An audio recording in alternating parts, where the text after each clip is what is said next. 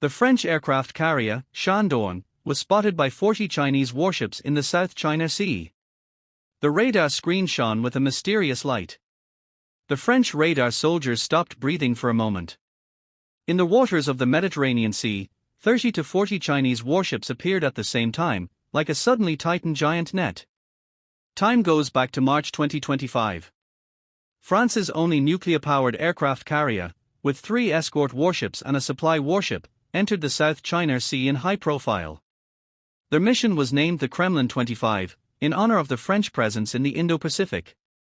In fact, it was the first time in 60 years that France sent an aircraft carrier to the Asia-Pacific, in an attempt to make a wave of presence in the game of encircling China in the West. However, as soon as the French army crossed the Luzon Strait, a Chinese Navy 054A escort warship followed suit. Recently, the French warship was less than 500 meters away from the French aircraft carrier, and the French captain called out through the radio, saying, "This is the international waters." The reply of the Chinese warship was humorous. "We are walking in our own yard.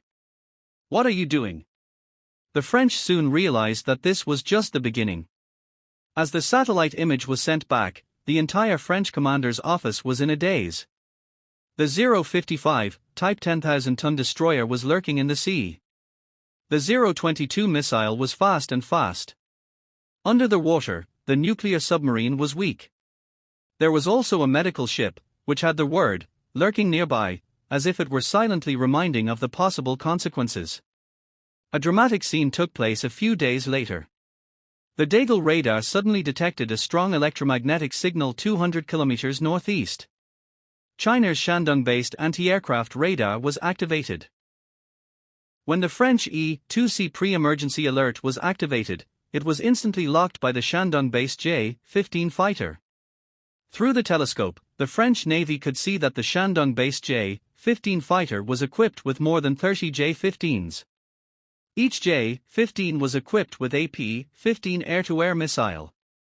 On the Daigle radar, there were only 24 J-15s. The number and performance of the J-15s were similar.